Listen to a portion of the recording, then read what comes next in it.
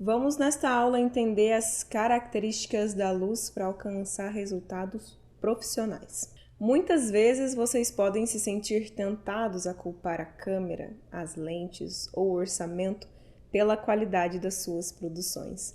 Mas a verdadeira chave para o sucesso está no estudo e na compreensão das propriedades da luz. Enquanto a maioria das pessoas tem um conhecimento básico sobre o que é a luz e como ela funciona, vocês precisam ir além desse entendimento superficial. Compreender os fundamentos da luz é essencial para criar imagens cinematográficas de alta qualidade e impacto visual. É crucial, no entanto, começar com os conceitos básicos dos 4 principais atributos da luz: quantidade, qualidade, direção e cor.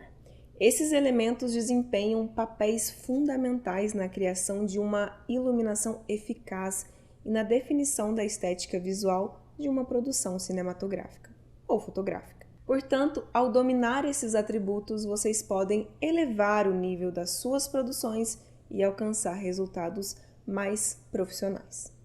Então, bora lá! A quantidade de luz refere à quantidade de luz que sua fonte emite. Tipicamente, a saída de uma fonte é a principal decisão tomada ao selecionar uma luz. A escolha da quantidade de luz depende de vários fatores, como a capacidade de potência que você pode usar sem causar um curto-circuito, a distância entre a luz e o objeto, o ambiente da cena e o clima emocional que se deseja transmitir. Ao filmar ao ar livre, a quantidade de luz pode variar dependendo do horário do dia e das condições climáticas.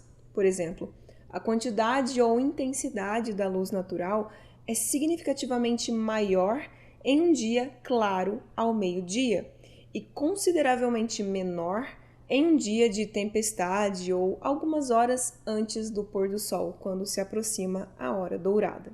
Em situações de pouca luz, especialmente no final do dia, a quantidade de luz que chega à câmera depende principalmente de 2 variáveis principais: a intensidade da fonte de luz e a distância entre a fonte e o objeto.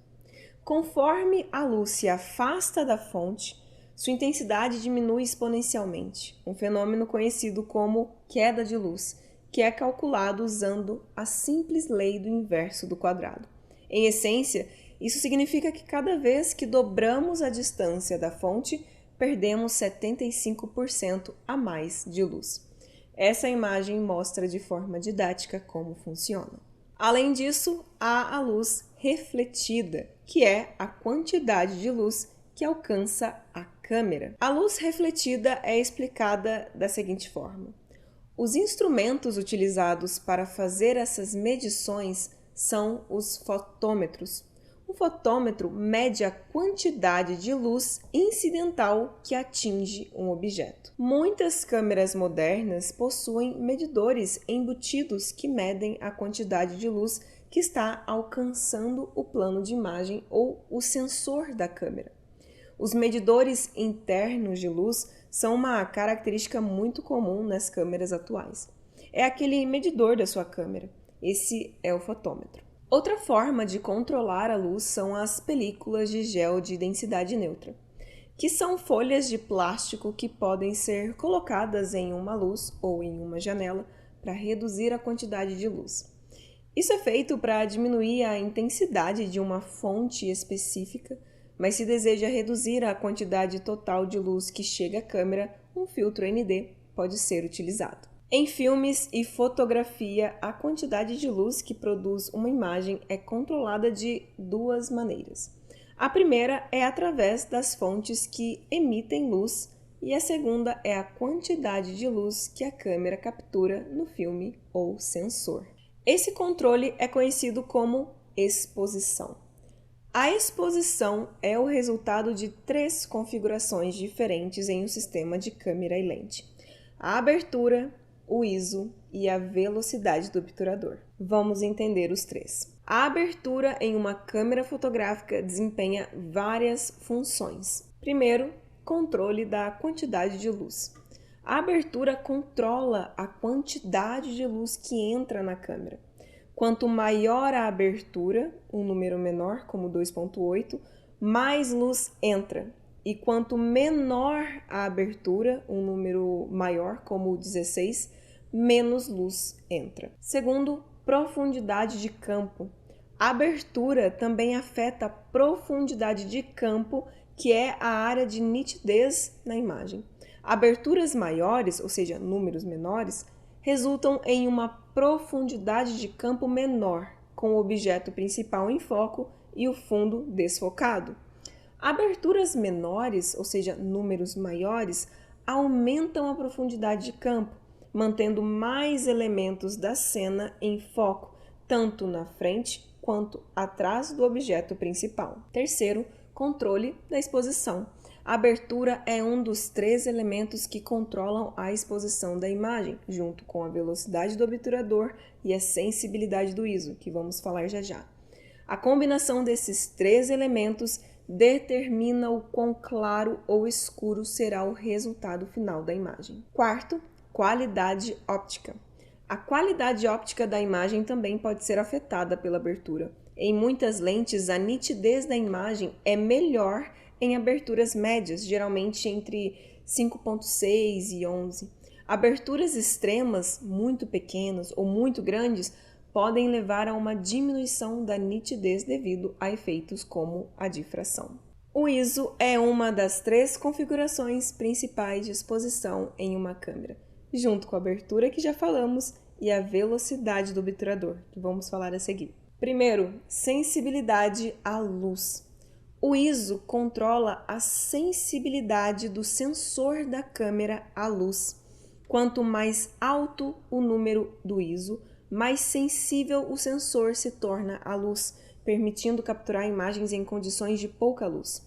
Por outro lado, quanto mais baixo o número do ISO, menos sensível o sensor é à luz, adequado para condições de luz muito forte. Segundo, compensação de exposição. O ISO pode ser ajustado para compensar as condições de iluminação. Se a cena estiver muito escura e você não puder aumentar mais a abertura ou reduzir mais a velocidade do obturador sem comprometer a qualidade da imagem, aumentar o ISO pode ajudar a obter uma exposição adequada. Terceiro, qualidade da imagem. No entanto, é importante observar que aumentar o ISO pode introduzir ruído na imagem, se aumentar muito. O ruído é uma granulação indesejada que pode tornar a imagem menos nítida e detalhada. Portanto, é necessário equilibrar a necessidade de sensibilidade à luz com a qualidade da imagem ao ajustar o ISO. A velocidade do obturador é o último elemento essencial na configuração da exposição em uma câmera, juntamente com os 2 que já falamos. Primeiro, controle do tempo de exposição. A velocidade do obturador determina por quanto tempo o sensor da câmera é exposto à luz. Quanto mais rápido for a velocidade do obturador, menos tempo o sensor é exposto à luz, resultando em uma imagem mais nítida de objetos em movimento. Por outro lado, uma velocidade do obturador mais lenta permite que mais luz atinja o sensor, sendo mais adequada para capturar movimentos lentos ou em condição de pouca luz. Segundo, congelamento ou desfoque de movimento. A escolha da velocidade do obturador pode ser usada para congelar ou destacar um movimento na imagem. Uma velocidade do obturador rápida é eficaz para congelar a ação, capturando objetos em movimento com nitidez. Por outro lado, uma velocidade do obturador mais lenta pode resultar num efeito de desfoque de movimento que pode ser usado artisticamente para transmitir uma sensação de movimento ou dinamismo na imagem. Terceiro, exposição correta. A velocidade do obturador também desempenha um papel crucial na obtenção de uma exposição correta na imagem. Ela trabalha em conjunto com a abertura que falamos e o ISO para determinar a quantidade de luz que atinge o sensor da câmera. A combinação adequada desses três elementos resulta em uma exposição equilibrada e na imagem desejada. A relação entre essas configurações é interdependente. Alterar uma delas afeta as outras. Além da quantidade de luz, também podemos discutir a qualidade da luz. Quando falamos sobre qualidade da luz, estamos realmente nos referindo aos tipos de sombras que uma fonte de luz cria. Isso pode ser dividido em dois tipos: luz dura versus luz suave. Um bom exemplo natural de luz dura é o sol do meio-dia, que produz luz dura com sombras distintas. A luz dura no cinema pode criar imagens de alto contraste e bem impactantes. A luz dura é mais adequada para cenários mais dramáticos ou sombrios. Gêneros de filmes frequentemente filmados com iluminação dura incluem thrillers e filmes de terror. Por outro lado, a luz suave ou luz difusa ilumina de forma mais uniforme do que a luz dura, pois os raios de luz refletidos ou redirecionados não são paralelos. Isso ocorre porque a luz passa por um processo de difusão, no qual é interrompida e dispersa por vários difusores de luz. Por exemplo, ao filmar ao ar livre, a luz filtrada através de uma neblina ou nuvens é um ótimo exemplo de luz suave natural. No entanto, esse tipo de difusão também pode ser criado artificialmente. De qualquer forma, as sombras criadas com luz suave são menos distintas e fazem transições gradualmente. A luz suave é ideal para cenários mais agradáveis e reconfortantes. Por isso, gêneros mais leves, como comédias e filmes românticos, tendem a utilizar luz suave. Tendem, nem sempre. O filme Her, de Spike Jonze, está repleto de luz difusa. Quase todas as cenas evitam sombras duras ou pontos de luz intensos. Além disso, sendo um filme predominantemente romântico, esse estilo de iluminação também contribui para a atmosfera do filme. A forma mais comum de criar luz suave é através da difusão. Simplificando, a difusão é o processo de colocar algum tipo de material translúcido entre a fonte de luz e o objeto. Esse material não apenas bloqueia ou corta a luz, mas a dispersa à medida que passa por ele. Quanto mais material ou partículas os fótons da fonte de luz interagem antes de atingir um objeto, maior será a dispersão de fótons e luz sobre o objeto. Os difusores comuns incluem meios naturais como neblina, fumaça, poeira e dispositivos artificiais como softboxes, sedas, lençóis e por aí vai. É importante observar que qualquer difusão também pode diminuir a intensidade da fonte de luz. Um softbox é um modificador de luz que confina a luz numa estrutura de arame e a libera através de uma camada de difusão. As paredes de um softbox são tipicamente reflexivas para aumentar a intensidade da luz à medida que escapa através da tela de difusão frontal. Devido à qualidade suave e consistente de luz que um softbox produz, eles são muito versáteis e utilizados em todos os tipos de cenários de iluminação. Os softbox diferem principalmente em dois aspectos: tamanho e forma. Equipamentos maiores produzem luz mais suave e sombras menos definidas. Equipamentos menores produzem luz mais intensa e sombras mais nítidas. É importante saber disso, principalmente se você for adquirir um softbox. O ângulo da luz molda o objeto dentro do quadro.